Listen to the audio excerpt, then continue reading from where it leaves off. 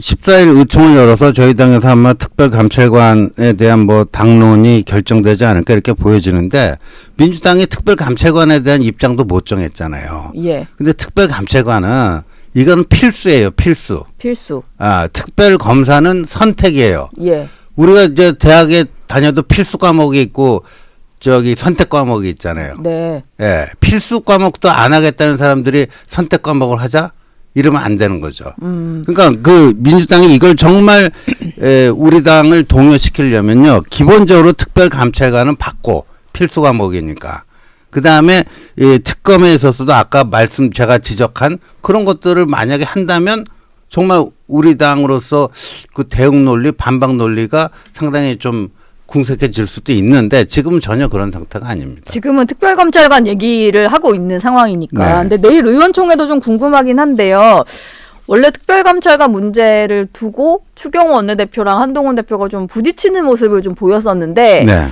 그래서 내일 의총에서도 좀 어떤 모습일까가 궁금하긴 합니다. 좀 조율이 물밑에서 좀 된 상황인 건가요? 뭐 상당히 뭐 대화가 오고 가고 있는 것으로 알고 있고요. 예. 그다음에 지난주 목요일 이제 대통령님 기자회견 이후 또 각종 보도가 있었잖아요. 또 이제 특별감찰관 문제를 북한인권재단 야당목 이사 추천하고 연계하지 않겠다. 또 채널A가 또 그날 예. 뉴스를 통해서 보도를 했고, 그리고 한동훈 대표가 그걸 확인을 했고, 그래서 거기에 대해서 무슨 용산에서 그건 잘못 알려졌다 이런 얘기 전혀 없어요. 없죠. 전혀 없고. 그래서 이제 다들 그 기존에 이제 북한인권재단과 연계를 푸는 것으로 다들 네. 이렇게 알고 있고, 그렇다면 이제 쟁점 사항이 없어진 거죠.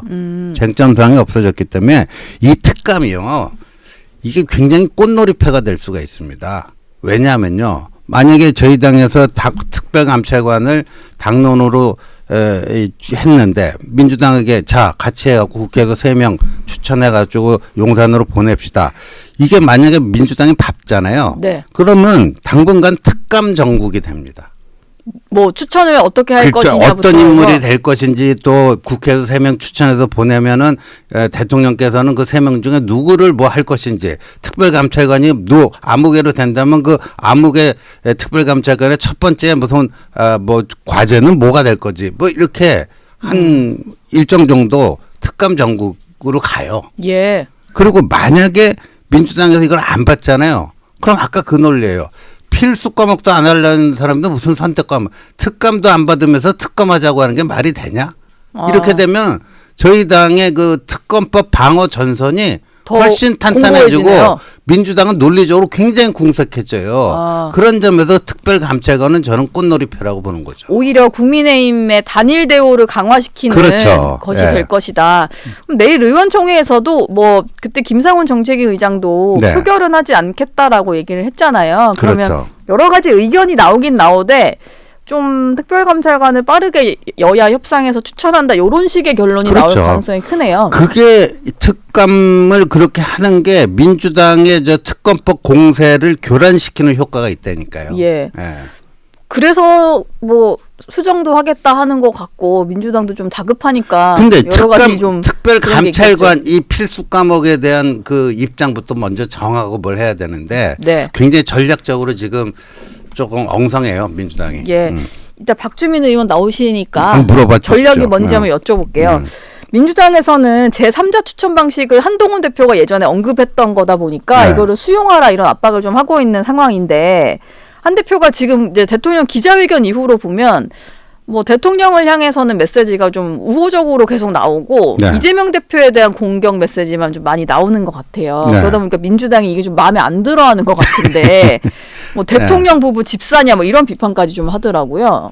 그러니까요. 그리고 뭐 그 대통령과 집권 여당 대표가 뭔가 의기투합을 해가지고 국정을 변화와 쇄신으로 이끌어 가는 거.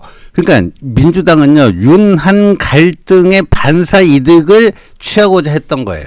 그거를 은근히 좀 예. 독려했죠, 한동훈 그렇죠. 대표에게. 그 윤한 관계가 갈등을 넘어서 아예 파산 이렇게 되기를 희망했던 분들 아닙니까? 예. 그래야 자신들이 뭐 그 어부지리도 없고 반사이드가 없고 뭐 이럴 거라고 봤는데 그 기대가 허물어진 거 아니에요. 그러니까 거기에 대해서 지금 뭐 짜증 내는 거죠. 그래서 뭐 한동훈 대표가 대통령 부부의 집사냐. 그러면 민주당의 그 170 몇 명 국회의원들은 뭐 이재명이 쫄개입니까? 예.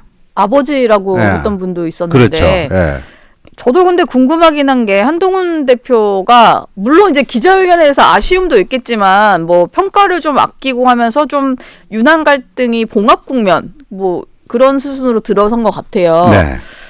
그래서 왜 그러는 걸까라는 궁금증은 좀 들더라고요. 원래는 예. 그 우호적인 차별화 뭐 이런 얘기 하셨던 것 같은데. 이 우호적 차별화를 시도를 했는데 예.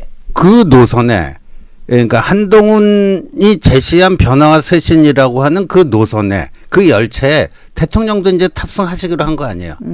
그리고 여러 가지 몇 가지 의미 있는 조치들이 취해지고 있잖아요. 예. 예. 그게 뭐 특별감찰관 문제일 수도 있는 있고, 거고. 뭐 김 여사 저 활동 중단 네, 문제. 일단 뭐 이번에 순방에 같이 가지 예. 않기로 했고. 그다음에 뭐 저 일부 문제 있는 대통령실 사람들, 인사들 예. 지금 정리되고 있고요. 예. 알아서 좀 정리를 하는 분위기인 겁니까? 아니면 대통령실에서 적극적으로 좀 인사 조치를 하고 있는 그런 분위기인 건가요? 그것까지는 뭐 저희들이 잘 모르겠지만 예. 뭐 하여간 상당 부분이 또 이제 순방 후에 갔다 와서 또 인사 개편이 있을 것 같은데 그렇게 정리될 거라고 저희들은 보고 있습니다. 예. 그 레드 파일에 들고 가셨던 뭐 네. 그런 내용들이라든지 네. 하여튼 요구 사항이 좀 어느 정도 받아들여지고 있기 때문에 그 한 네. 대표는 앞으로도 좀 이런 스탠스로 갈 거다 이렇게 그렇죠. 보면 되겠네요. 그다음에 대통령께서 국정 하반기 중점 과제로 그 양극화해소를 예. 걸었잖아요. 네. 내걸었잖아요. 예. 이게 한동훈 대표가 그간 주장해왔던 격차 해소하고 똑같은 이야기 아닙니까? 정책 코드도 이제 맞아가고. 둘의 케미가 이제 좀 예, 그렇죠. 케미 좀 좋은 모습이 보여질 수 있다. 예. 예. 그걸 많이 바라실 것 같아요.